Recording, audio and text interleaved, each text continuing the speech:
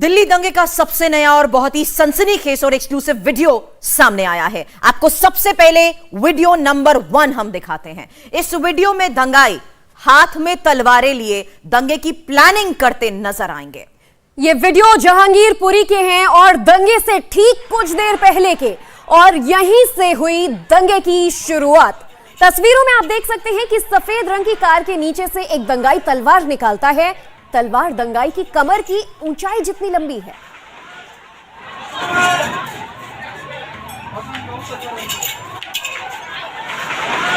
और इस वीडियो को जरा गौर से देखिएगा। जो शख्स आपको गाड़ी के नीचे से तलवार निकालता हुआ नजर आ रहा है, ये कुछ ही सेकंड बाद हाथ में तलवार लेकर शोभा यात्रा की ओर भागता दिखेगा। दिल्ली दंगे का सबसे नया और बेहद ही सनसनीखेज वीडियो ठीक उस जगह का यह वीडियो है जहां से दंगे की शुरुआत हुई। जहांगीरपुरी में जब मस्जिद के पास से शोभा यात्रा गुजर रही थी, तभी दंगाई अंसार ने शोभा यात्रा में शामिल हनुमान भक्तों से पहले तो बहस की, इसके बाद उनके साथ मारपीट की और पत्थरबाजी करने लगे। दंगाइयों ने शोभा यात्रा पर पीछे से हमला बोला और ये इस नए वीडियो में जो 16 अप्रैल का है, इसमें पूरी तरह से साफ है। अब दूसरा वीडियो भी आपके सामने होगा, क्योंकि इस दूसरे वीडियो में देखिएगा कि किस तरीके से एक नहीं बल्कि कई लोगों के हाथों में तलवारें हैं। दंगाइयों के हमले से शोभा यात्रा में एकाएक कैसे भगदड़ मच गई, तस्वीरों में साफ है। क्योंकि जहांगीरपुरी में जब शोभा यात्रा निकल रही थी, बहुत शांतिपूर्ण तरीके से सब कुछ हो रहा था, लेकिन तलवारें लहराते हुए दंगाइयों ने शोभा यात्रा में खलल डाली और इसी दौरान शोभा यात्रा में शामिल लोगों से बहस करना शुरू कर दिया। कहा यह जा रहा था कि शोभा यात्रा में एक पक्ष माइक से भड़काऊ नारे लगा रहा था, लेकिन ऐसा कोई ऑडियो तो इस वीडियो में सामने नहीं आया है। यह वीडियो बहुत महत्वपूर्ण है। ये वीडियो इसलिए महत्वपूर्ण है ज्योति, क्योंकि इस वीडियो के जरिए यह साफ हो रहा है कि कैसे वहां पर शोभा यात्रा के दौरान माहौल बिगाड़ने की कोशिश की गई। हमारे संवाददाताओं की टीम इस वक्त हमारे साथ जुड़ चुकी है। इंडिया टीवी की टीम जहांगीरपुरी में पल पल का अपडेट हम तक ग्राउंड जीरो से पहुंचा रही है। गौनिका अरोड़ा इस वक्त हमारे साथ जुड़ चुकी है और गौनिका, कड़ियों को जोड़ा जा रहा है, एक नहीं ऐसे तमाम वीडियोज हैं। अब यह पुष्टि हो रही है कि सब कुछ सुनियोजित था। कैसे पहले से तलवारें भी वहां पर इंतजाम किया गया था, लाठी डंडे तलवारों के साथ, कि माहौल को बिगाड़ा जाएगा। बिल्कुल सुरभि, पूरी तरीके से ये साजिश जिस तरीके से प्री प्लान लग रही है, हर चीज की तैयारी पहले से की गई थी, ये अब धीरे धीरे परतें इसकी खुल रही है। दिल्ली पुलिस की जांच में तमाम ऐसी वीडियो सामने आ रही है, तमाम ऐसे सीसीटीवी सामने आ रहे हैं, जिसमें साफ तौर पर दिख रहा है कि किस तरीके से जब शोभा यात्रा निकल रही थी तो मस्जिद के पास ही लोग मौजूद थे जो हाथों में तलवारें लिए हुए पहले से ही शोभा यात्रा का इंतजार कर रहे थे। और उसी वक्त जैसे ही शोभा यात्रा का अंतिम हिस्सा निकलना शुरू हुआ वहां से, तब पत्थरबाजी शुरू कर दिया। और उससे पहले का एक दिन का वीडियो, यानी कि 15 अप्रैल का वो रात का वीडियो, जब लाठी डंडे वहां पर इकट्ठे किए जा रहे थे ताकि अगले दिन जो शोभा यात्रा निकलनी थी उसको निशाना बनाया जा सके। और पहले दिन की 2 शोभा यात्राओं को निकलने जाने दिया गया और उसके बाद जब दिन ढलने लगा, शाम की शोभा यात्रा, जब आखिरी शोभा यात्रा निकल रही थी, तब उसी शोभा यात्रा को टारगेट किया गया। मेरे तमाम सहयोगी इस वक्त हमारे साथ हैं जो लगातार इस पूरे घटनाक्रम पर नजर बनाए हुए हैं। अभय पराशर, जतिन शर्मा, कुमार सोनू, और लगातार हम सबने ये सारी रिपोर्ट्स यहां से की है कि किस तरीके से इस पूरे दंगे को प्री प्लान तरीके से किया गया। अभय, सबसे पहले आप स्पॉट पर पहुंचे थे उस दिन, कैसा उस वक्त का नजारा था? क्योंकि घटना के सिर्फ आधे घंटे के करीब ही आप वहां पर पहुंच गए थे। क्या देखा आपने और अब तक की जांच में पुलिस ने क्या पाया? हाँ, देखिए गौनिका, इस रोड पर जो हम खड़े हुए हैं, यहाँ पर हम चल पा रहे हैं। उस रात में पूरी रोड पर पत्थर और सिर्फ कांच के टुकड़े यहाँ पर पड़े हुए थे।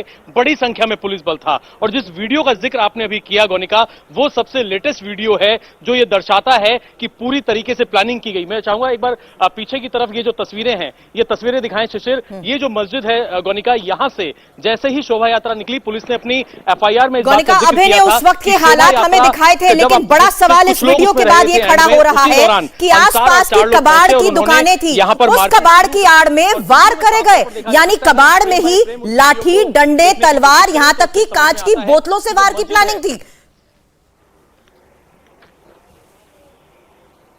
बिल्कुल, कबाड़ की जो दुकानें थी, अभय ने जानकारी दी कि किस तरीके से वो लेटेस्ट वीडियो जिसमें साफ तौर पर दिख रहा था कि तलवारें लहराते हुए मस्जिद के आसपास से लोग निकल रहे हैं। कबाड़ की दुकानों को लेकर क्या रिवोल्यूशन है, वो हमारे साथ जतिन इस वक्त बात करने के लिए। जतिन, कबाड़ की दुकानों के जरिए कांच की बोतलें सप्लाई की गई, सप्लायर को भी पुलिस ने पकड़ लिया है, उसको लेकर इस वक्त क्या? जी देखिए, कबाड़ को लेकर दिल्ली पुलिस ने भी अपनी थ्योरी बिल्कुल साफ कर दी है। जो सप्लायर को गिरफ्तार किया है उससे ये कबूला है कि उसका काम यही था कि कबाड़ से जो बॉटल्स हैं उसको निकालकर जो दंगाई है उनको देना है। लेकिन आप ये देखिए, ये सामने ये पूरी जो मार्केट है, मस्जिद के ठीक सामने वाली ये रोड है, ये पूरी मार्केट, इस पे कबाड़ का ही व्यापार जो है वो किया जाता है। और ये भी बात सामने आ रही है इन्वेस्टिगेशन में कि अंसार जो इस पूरे मामले का मास्टरमाइंड है, वो इन कबाड़ की ठेलियों को लगाता था, यानी कि उसका अपना एक वर्चस्व था इन सारी दुकानों को लेकर। वो पैसा भी वसूला करता था, समाज सेवा का काम करने का दावा भी किया जा रहा था, उसका अपना एक होल्ड था। और यही वो लोग हैं जो ज्यादातर इस पूरे दंगों में शामिल हैं। पुलिस ने जिन लोगों को गिरफ्तार किया है, ज्यादातर जो लोग हैं वो यही काम करते थे, अंसार के साथ जुड़े रहते थे। तो उस शख्स ने अंसार को बॉटल्स प्रोवाइड की और तस्वीरों में भी हमने देखा है कि इसी रोड पर जो तलवार और बॉटल जो है वो लोगों पर फेंकी गई। कांच की बोतलों के साथ साथ तलवारें लहराई गई थी सोनू, वो तलवारें जो खुलेआम लहराई जा रही थी, एकदम से तलवारें कहां से आ गई? जब कोई प्री प्लान साजिश नहीं थी, जिस तरीके से दूसरा पक्ष दावा कर रहा है, तो तलवारें कहां से एकदम से आ गई जब छोटी सी बहसबाजी हुई? देखिए, मुझे लगता है सारे दावे खोखले हैं, क्योंकि अभी हमने एक वीडियो भी दर्शकों को दिखाया जिसमें एक शख्स जो है वो गाड़ी के नीचे झुकता है और नीचे से तलवार निकालता है। तो जाहिर सी बात है कि ये प्री प्लान नहीं था। इसके अलावा सीसीटीवी भी हमने कुछ दिखाया जिसमें कि पहले से पत्थर इकट्ठे किए जा रहे थे, डंडे लाठी इकट्ठे किए जा रहे थे। हालांकि जो स्थानीय लोग हैं उनसे उनका थोड़ा क्लैश हुआ, लेकिन बाद में स्थिति को संभालते हुए उन्होंने प्री प्लान किया। और पुलिस के सूत्रों का भी ये कहना है कि जो अंसार है उसे पहले से ही पता था। उधर जो है सोनू उर्फ यूनुस, उसके पास पिस्टल कहां से आई, उसने फायर क्यों किया, उसकी मां का इंटरव्यू अभिप्राशन ने किया तो उनकी माता ये कहती हैं कि वो गुस्से में चला गया। तो ये सब चीजें जो है प्री प्लान नहीं है। दूसरी बात, कुछ छतों से जो है पुलिस ने जो है फोरेंसिक टीम ने सबूत भी इकट्ठे किए, जिनमें कुछ पत्थर भी हैं, वो भी उन्होंने उठाए। तो जाहिर सी बात है अचानक छतों पर जो है पत्थर कहां से चले गए, ऐसा नहीं है। ये बेसिकली जो पुलिस सूत्रों का कहना है कि वो ये कि अंसार वहां पर पहुंचा, शोभा यात्रा मस्जिद के पास से निकल चुकी थी, लेकिन शोभा यात्रा में जो शामिल लोग थे, कुछ लोग पीछे चल रहे थे, उनसे अंसार की बहस हुई और अंसार ने अल्लाह अकबर के जो धार्मिक नारे हैं वो लगाए, जिसके बाद दोनों तरफ से नारेबाजी हुई और जो नारेबाजी थी वो एकदम विवाद में बदल गई, जिसके बाद पत्थरबाजी शुरू हुई। तो ये कोई, मुझे नहीं लगता कि ये अचानक हुआ एक इंसिडेंट है और एक छोटी सी घटना है। ये पूरा प्लान तरीके से है। क्राइम ब्रांच अब जो है पूरे मामले की जांच कर रही है, गिरफ्तारियां कई हो रही है, अभी भी धरपकड़ चल रही है। इन गिरफ्तारियों के आधार पर ये पूरे ग्रुप और उस पूरी नेटवर्किंग को लेकर क्या खुलासा हुआ है गौनिका? क्योंकि जब सुबह से सब कुछ शांतिपूर्ण तरीके से चल रहा था, अंसार वो शख्स है जिसने माहौल को बिगाड़ने की कोशिश की, प्रोवोक किया, और यही हम देख रहे हैं कि जैसे माहौल बिगड़ा उसके बाद सभी ने तलवारें निकालना शुरू कर दिया।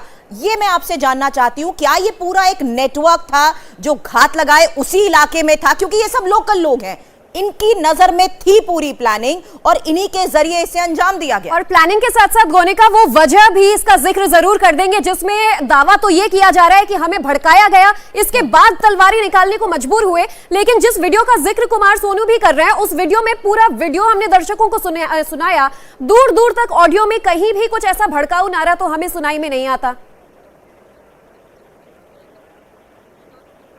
बिल्कुल सुरभि, क्योंकि जो मेन शख्स है पूरा जिसके अराउंड ये पूरी कॉन्स्पिरेसी इस वक्त केंद्रित है, वो अंसार है। वही अंसार जिसका लिंक 2020 में जब सीए एनआरसी के जब प्रोटेस्ट हो रहे थे उसमें भी सामने आया है, और वही अंसार है जिसके तमाम तस्वीरें तमाम वीडियो सामने आ रहे हैं। लेकिन इसके क्या क्या किस किस ग्रुप से लिंक है, क्योंकि एसडीपीआई ने भी उस दिन में प्रदर्शन किया था, जिसके बाद वहां पर तमाम ऐसी बातें बोली गई और ये कहा जा रहा है कि उसी की वजह से भी यहां पर दंगे भड़के। अब है ये जो तमाम ग्रुप इसमें सामने आ रहे हैं, तमाम ऐसे लोग, जैसे कि अंसार है, अंसार सबसे एक सेंट्रल पॉइंट है इस पूरी इन्वेस्टिगेशन का। क्या क्या उसके बारे में जानकारी निकलकर सामने आ रही है, कैसे कैसे शौक उसके है, किस किस ग्रुप से उसके तार जुड़े हुए? देखिए गौनिका, जहां तक अंसार की बात है, वो मुख्य आरोपी इसलिए है कि अब से नहीं, साल 2009 से उसका क्रिमिनल बैकग्राउंड है। हमारे पास डोजियर है इंडिया टीवी के पास, अंसार का साल 2009 में इसी सी ब्लॉक जहां पर जहांगीरपुरी में दंगे हुए, इस सी ब्लॉक में चाकूबाजी करने के आरोप में वो न केवल गिरफ्तार हुआ बल्कि उसके पास से अवैध चाकू बरामद हुआ। साल 2013 में छेड़खानी का मामला उसके ऊपर है। इसके अलावा 2013 से 2018 के बीच में एक दो बार नहीं बल्कि कई बार सट्टा चलाने यानी कि गैम्बलिंग के मामले में उसे गिरफ्तार किया गया है। और इसके साथ 2000 अगर हम 18 की बात करें तो उसके साथ मारपीट, और न केवल मारपीट बल्कि सरकारी काम में बाधा डालने का मामला है, गैम्बलिंग एक्ट उसके ऊपर है।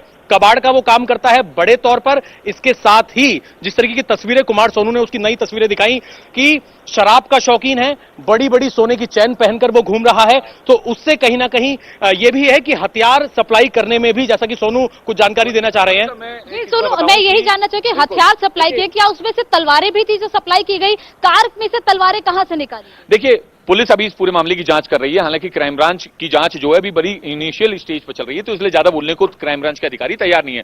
लेकिन हमने कुछ फोटो दिखाई जिसमें एक तस्वीर में अंसार जो है एक राइफल लेकर खड़ा हुआ है। आखिर वो राइफल किसकी है, क्या लाइसेंसी है या अवैध है? अवैध है तो उस पर कार्रवाई क्यों नहीं हुई? मैं आपको एक और बात बता दूं, अंसार के ऊपर आर्म्स एक्ट में भी मुकदमा दर्ज है, यानी कि वो जहांगीरपुरी थाने का हिस्ट्री शीटर है। और हिस्ट्री शीटर पुलिस थाने में उसी को बनाती है जो कि एक हैबिचुअल ऑफेंडर हो, यानी कि वो बार बार जो है किसी ना किसी वारदात में, किसी न किसी अपराध में लिप्त हो रहा हो। और ऐसे में लोकल पुलिस उस पर सर्विलांस भी रखती है। तो वो पूरा हिस्ट्री शीटर था। उसका एक वीडियो वायरल हुआ जिसमें ये कहा जा रहा है उसके लोगों ने वायरल कराया और जिसमें वो एक बच्चे को समझाता घूम रहा। तो ये उसका पूरा प्रोफाइल मेकिंग वाला पूरा सिस्टम है, जबकि वो प्रोपेगेंडा भी है जो उसके फेवर में चलाया जा रहा है। लेकिन जतिन, तलवार सबसे मुख्य फोकस इस वक्त यही है, ये तलवारें कहां से आ गई? अगर छोटी सी लड़ाई थी तो उसमें तलवारें क्यों लहराई गई? क्यों एकदम से इतनी भीड़ आई जो हाथों में तलवारें लिए हुए थी? क्योंकि तलवारें सबने देखी, तस्वीरें भी देखी, यहां पर आकर भी तलवारें लहराई गई, कईयों की गाड़ियों तक वो तलवारें मारी गई। कहां से आई वो तलवारें? जो देखिए गोनिका, ये पूरी साजिश है। ये सारे सबूत अब दिल्ली पुलिस के हाथ लग रहे हैं। दिल्ली पुलिस के अलावा क्राइम ब्रांच अब इस केस को इन्वेस्टिगेट कर रही है। उनके हाथ जो सीसीटीवी लगे उसमें साफ दिख रहा था कि एक दिन पहले देर रात को जगह जगह इलाकों से डंडे लिए गए, उसको इकट्ठा किया गया, पत्थर इकट्ठे किए गए। और जब हम अंदर जाते हैं सी ब्लॉक में, लोगों से बात करते हैं तो लोग भी ये बोल रहे हैं कि आवाज आई, बोला गया कि बाहर आप लोगों की जरूरत है, आप लोग बाहर चलिए। तो लोगों के पास जो भी चीजें मिली पहले से उन लोगों ने अपने घरों पे रखा हुआ था। सोनू की बात करें, सोनू भी घर पे था, जैसा उसकी मां भी क्लेम कर रही है, उनकी माता जी, की सोनू घर पे था। बाहर से कोई आया, उसने बोला कि बाहर तुम्हें बुलाया जा रहा, तुम्हारी जरूरत है, तुम कहां हो? तो वो बाहर पहुंचा और उसको फायरिंग करके बिल्कुल, आप सभी इस समय मौका वारदात पर हैं और आप सभी ने डे 1 से यानी 16 तारीख से एक एक पहलू कवर कर हमारे सामने रखा। ऐसे में जतिन भी जो बात कर रहे हैं कि ये साजिश है, निश्चित तौर पर साजिश का एक एक पहलू हमारे सामने आ रहा है। और इसकी स्क्रिप्ट किसने लिखी, अब बड़ा सवाल ये है। लेकिन अब बीजेपी के नेता हो या तमाम लोग वो ये आरोप भी लगाने लगे कि चाहे एसडीपीआई हो या फिर पीएफआई, सबका हाथ इसके पीछे है जिन्होंने साजिश की स्क्रिप्ट लिखी। बिल्कुल, तमाम संगठनों का रोल इससे सामने आ रहा है, क्योंकि जिस दिन ये पूरा घटनाक्रम शुरू हुआ उसी दिन में एसडीपीआई की तरफ से एक वहां पर रैली की गई थी जंतर मंतर पर। एक जंतर मंतर पर प्रोटेस्ट किया गया। उस प्रोटेस्ट में कई ऐसी भड़काऊ चीजें बातें कही गई जिसका असर कहा जा रहा है कि इन दंगों पर हुआ है। इसके अलावा पीएफआई का रोल उसमें सामने आ रहा है। अब है ये तमाम संगठन, एसडीपीआई, पीएफआई, इसको लेकर पुलिस इस वक्त क्या क्लैरिफाई कर रही है, कैसे इनका रोल सामने आ रहा है और क्या ये वो संगठन है जो सच में, जिस तरीके से पहले भी कई प्रोटेस्ट हुए हैं जिसमें इन संगठनों का रोल मुख्य तौर पर सामने आता है, क्या इस दंगे को भड़काने में भी एसडीपीआई, पीएफआई या तमाम ऐसे संगठन, क्या उनका भी रोल है? देखिए, जो वीडियो है उस बात से इस बात को नकारा नहीं जा सकता। कुमार सोनू ने सुबह वीडियो दी थी। एसडीपीआई और पीएफआई के जो नेता हैं वो मंच से भड़काऊ भाषण दे रहे हैं। अगर उनके शब्दों को हम सुनेंगे तो वो पूरी तरीके से भड़काने वाले हैं। और जिस वक्त ये जो संस्था है, इनके नेता जब स्टेज से भड़काऊ भाषण दे रहे थे तो नीचे जो कार्यकर्ता थे वो न केवल बीजेपी और साथ ही उत्तर प्रदेश के मुख्यमंत्री योगी आदित्यनाथ के खिलाफ नारेबाजी कर रहे थे। और उसी दिन, जिस दिन हनुमान जयंती थी और शाम में ये दंगा हो जाता है, उससे ये साफ है। और यही वजह है, जैसा कि कुमार सोनू अभी कुछ बताना चाह रहे हैं, पुलिस क्या ये वही संज्ञा, इन संगठनों की जो भीड़ वहां पर इकट्ठा थी, क्या वही भीड़ यहां पर थी?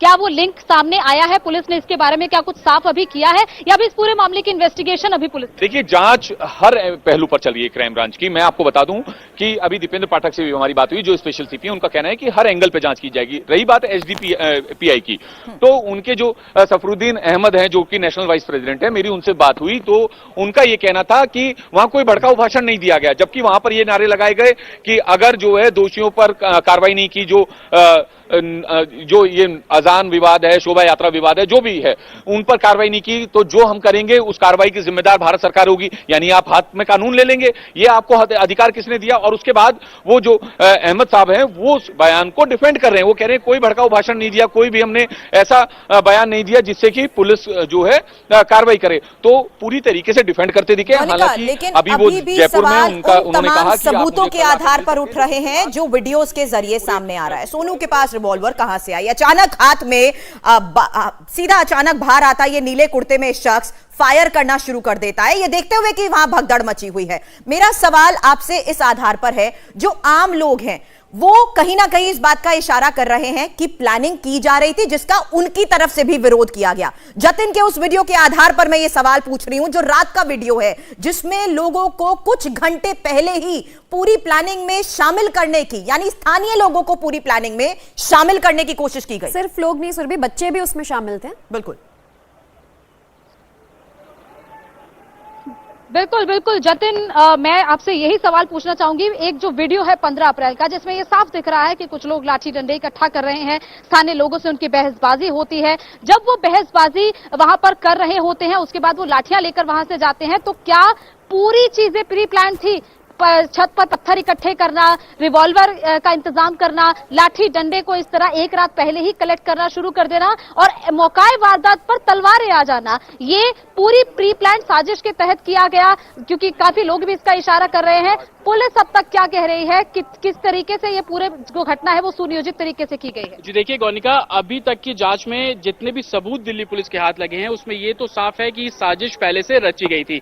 सीसीटीवी जो आज सामने आया 15 तारीख का रात 2:15 बजे का, वो भी ये बयां कर रहा है कि रात को कुछ लोग आए, वो इलाके में डंडे जो है जो लोगों के घर के बाहर बंधे हुए थे, क्योंकि कबाड़ का पूरा व्यापार यहाँ पर होता है, तो लोग अपनी दुकानों को ढांकने के लिए तरपाल और बांस का इस्तेमाल करते हैं। तो रात को उन जगहों से डंडे इकट्ठे किए गए, पत्थर भी ले गए, उनको एक जगह पे एकत्रित किया गया, साथ ही लोगों तक ये मैसेज पहुंचाया गया। उसका सबसे बड़ा सबूत यही है कि इसी इलाके में एक प्रदर्शन हो जाता है, प्रदर्शन में आरएसएस या तमाम चीजों को लेकर नारेबाजी होती है। वो मैसेज यही था कि हम लोग यहाँ पर आएंगे। और दिल्ली पुलिस इस बात से इनकार नहीं कर रही है कि सिर्फ स्थानीय लोग नहीं, आउटसाइडर्स का भी इन्वॉल्वमेंट इसके अंदर है। और तकरीबन 100 के आसपास ऐसी फुटेज दिल्ली पुलिस के पास है जिन लोगों की पहचान अभी तक पुलिस नहीं कर पाई है। सबसे बड़ी चुनौती वही है कि वो जो लोग पहचान नहीं हुई है वो लोग कौन है। सिर्फ इन्वॉल्वमेंट स्थानीय लोगों के अलावा बाहर से कौन लोग आए थे, रैली हुई थी, रैली के बाद क्या लोग यहाँ से चले गए थे, सबसे बड़ी प्राथमिकता है। क्योंकि ये साफ इशारा हो चुका है कि सब कुछ प्री प्लान था, लेकिन जिस तरीके से इसे अंजाम दिया गया उसमें कितने लोग और किस मंशा के तहत शामिल थे,